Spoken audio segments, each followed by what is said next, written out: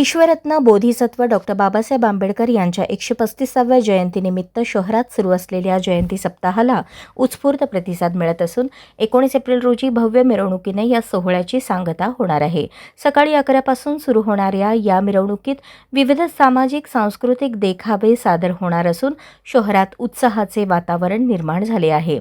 यंदा बॉबी बहुउद्देशीय सामाजिक संस्थेच्या वतीने खास आकर्षण म्हणून नागपूर येथील दीक्षाभूमीवरील डॉक्टर आंबेडकरांनी बौद्ध धर्माची दीक्षा घेतानाचा ऐतिहासिक देखावा साकारण्यात येणार आहे। यासोबतच भगवान गौतम बुद्धांची तब्बल 25 फूट उंचीची भव्य मूर्तीही मिरवणुकीत सहभागी होणार असून हा देखावा नागरिकांचे विशेष लक्ष वेधून घेणार आहे। या उपक्रमाबाबत संस्थेचे संस्थापक अध्यक्ष अजित गायकवाड यांनी माहिती देताना सांगितले की बाबासाहेबांचा कार्याचा आणि बौद्ध धर्माच्या संदेशाचा प्रसार करण्यासाठी हा उपक्रम राबवण्यात येत आहे। यावेळी उत्सवाध्यक्ष, पदाधिकारी आणि कार्यकर्ते मोठ्या संख्येने उपस्थित होते।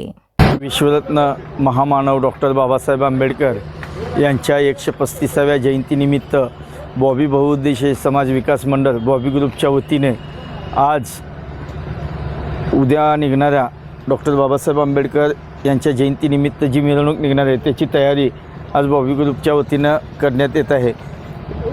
हा डॉक्टर बाबासाहेब आंबेडकर यांनी नागपूर येथे बौद्ध धर्माची दीक्षा घेतली, तो देखावा आज आम्ही ह्या जयंतीच्या माध्यमातून तमाम जनतेसमोर आणत आहोत।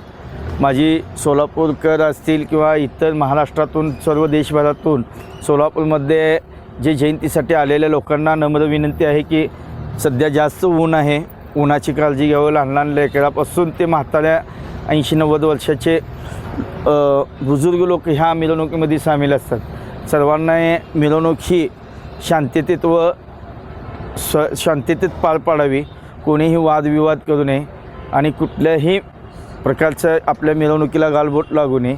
आणि ह्या देखाव्यामध्ये भगवान गौतम बुद्धाची मूर्ती ही दीक्षा घेताना बाबासाहेबांचे पुतळ्यासमोर उभा आहे आणि बुद्ध मूर्ती आहे, परंतु त्यांच्या मागची जी बुद्ध मूर्ती आहे हे बुद्ध मूर्ती असं उंच वर जाऊन परत खाली येते।